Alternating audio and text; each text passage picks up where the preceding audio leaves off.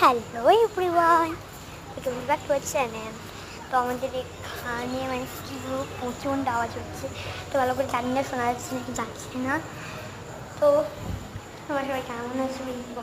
তো আমি তো পুরো বাজে, আমাদের এখানে একটু একটু বৃষ্টি হয়েছে, তো ভালো আছে। তো চলো তোমাদেরকে দেখাই। এই একটা ইটে হয়ে গেছে, ইটে কাজ হচ্ছে, দেখো দেখো কতটা পরিমাণ ধোঁয়া উঠছে।